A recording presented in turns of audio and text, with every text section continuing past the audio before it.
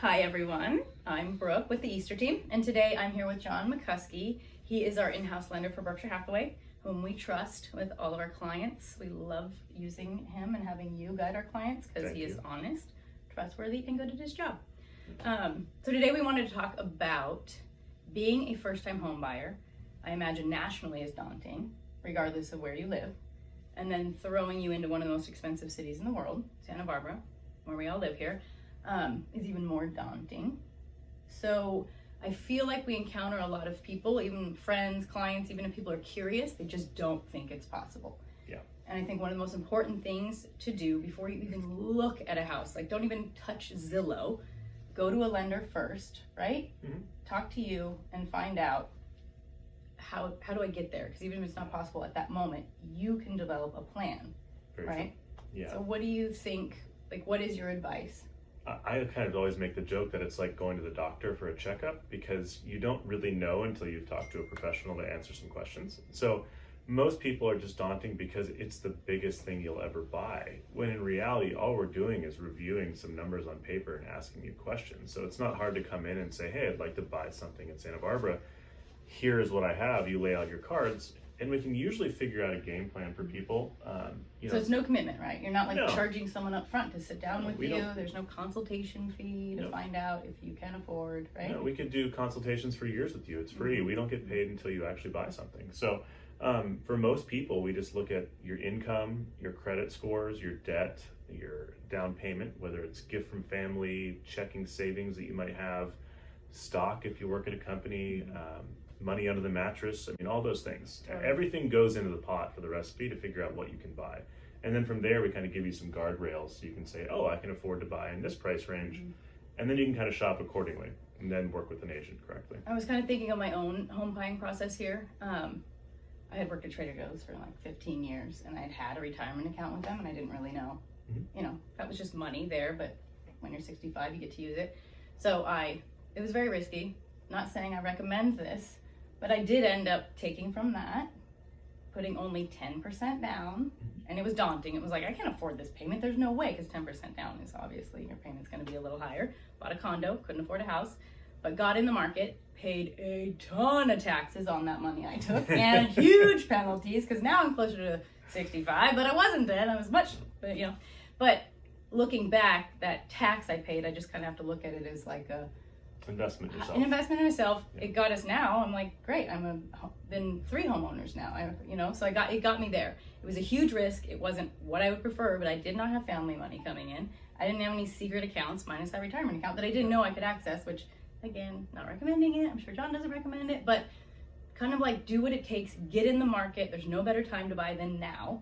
So go to a lender, John, and kind of find out what you can do. So also, I feel like there's ways that you can tell people how to spend their money so as to get there, even if it's like a year or 2 out. You can say, like, don't pay this credit card down, do this instead. So maybe people are spending their money thinking they're putting themselves in a good position and they could be putting it in the wrong spot. Yeah, one of the biggest things I talk about, especially in a higher cost area like this, is budgeting as far as where your household expenses go. You want to try to fix in your fixed costs. So you need a roof over your head, you have to sleep somewhere. You might not necessarily need the expensive car, or let's work on paying down high interest credit cards because that's churning through money that you otherwise could be saving. And a lot of people don't really know the access to funds they have. Most people haven't asked family if there's a potential for a gift because they're shy. They didn't know they could borrow from retirement accounts. And there's even down payment assistance programs that are widely available to the whole state of California that most people aren't familiar with as well.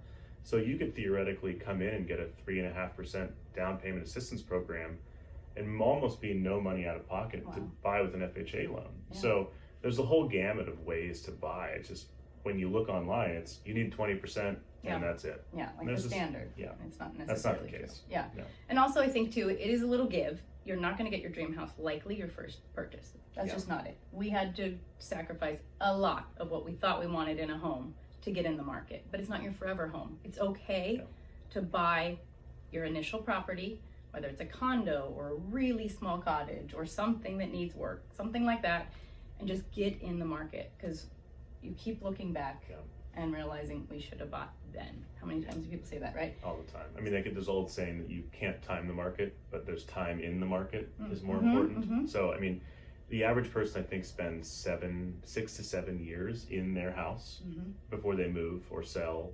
And same with mortgages. The loan you get isn't going to be the loan you're going to have forever. That's a short-term thing as well. What is it, like marry the...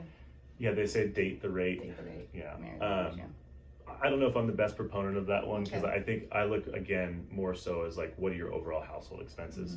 You know, some people are just adamant about putting all their money into the mortgage, and I think that there's having leftover money in the bank at home for a rainy day is more important. Yeah. So sometimes putting down 10%, like you said, might be a better case than draining the bank account just to reach that mythical 20% number. So again, like the budgeting and planning conversation is probably one of the things I focus on most heavily, because we're in a high cost area. Yeah, and that I would say sets you apart from other lenders. Hope Because so. I think a lot of under lenders like want to encourage that high down payment just so they're like, you know, because the payment is daunting as well, of course, so their payment stays lower. But unlike rent will always go up, and your mortgage, as you're paying it down, will be staying the same, and you're going down because you're paying some of your principal as well. So it's just better to get in, get that payment, and though we think, oh my gosh, there's no way I'm not going to be able to pay this, it happens, right? Everyone has the I wish I had bought that house feeling. I mean, I've had multiple of them. We were renting a bedroom for $800 a month, and my roommate and I were like, we should buy this house. It's $399,000. No way could I afford $1,600 for half of the mortgage. Totally. And you know, a house is worth $1 million now. So. Yeah, and you probably could have afforded it. That's what I feel like. If you are thinking that way, if you're thinking towards buying a property and being a homeowner, you will figure out how to make that payment. It's completely possible. It sounds crazy, and you'll have to sacrifice so many things. Will you go on vacation that year? Maybe not. Will you be eating out every night? Probably not. Things like that. But the sacrifice, when you look back, because I feel now we're not just, I should have brought it back then. I'm now like, thank God I bought it back then, right? Yes. Yeah. And even then, when we were paying that first payment, it was like, we're not going to be able to sustain this. There's no way. Still fastest way to grow your wealth is real estate. Absolutely. I don't think anyone disagrees with that one. No. Warren Buffett, the owner of our company, smart man, invested well, real estate owner. Obviously, it's definitely, also here, you do need a roof over your head, and rents are astronomical. So paying somebody else's mortgage is not setting you up in a good position. True. Pay your own, if you can. I think one thing that also I'd like to bring up too is that there isn't like a one-size-fits-all solution. So, you know, if you're going to, let's say you're buying a car, you're probably going to call a couple of car dealerships to look for a better price. So just walking into a bank, like your Wells Fargo, your Bank of America, they're going to have one set of products, and that's it. So if you fit in their box, great. If you don't get discouraged and say we can't buy a home. Try calling other lenders as well, because every one of us has different tools in our toolbox to help buyers on their way. So it does take some time, and you should research more often, because most people just like, I mean, I get discouraged immediately on a lot of stuff. Don't ask me to hang a picture on my wall, but you know, when you're buying a house, take the time to talk to multiple lenders and stuff. It's a good point too, because here in Santa Barbara, local is king. So a lot of times, let's say you're in a multiple offer situation, you come in with some kind of a widget system like Wells Fargo or some other bigger bank. The other agent on the other side really wants to see a local lender. So it's not a scam from us realtors that are sending you to local lenders. We're not getting paid by them to refer them or anything like that. It's just easier to work with. We have an interesting market here in Santa Barbara. So the bigger banks, I feel they don't understand why you're paying so much money for the types of homes that we have. So local is king. Do you feel? I agree completely. I mean, there's so many gamuts to lending, but you know, call centers are very popular because they're leading with price and rate usually, and that necessarily isn't always the best thing. Most of real estate happens outside of normal business hours because the buyer has to go to work. Absolutely. And at 4 o'clock, they're like, okay, I have some free time. I can call my agent. I can call my lender. I can send paperwork.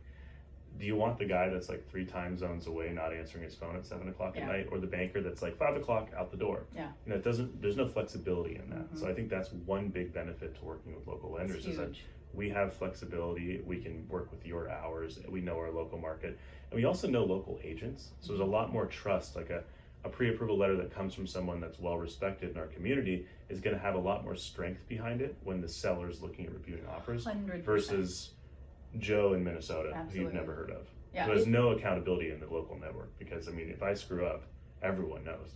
So I have to do a good job. And you take accountability. So. Yeah, I would say as listing agents on the other side, when we see a non-local lender, we've often asked people too, they don't have to use it because obviously we can't guide who uses what lender, that's their choice. But we've asked them just to kind of double book with a local lender just so there's that safety net there. Absolutely. And it could be a waste of John's time, but you're good about jumping in, helping out always.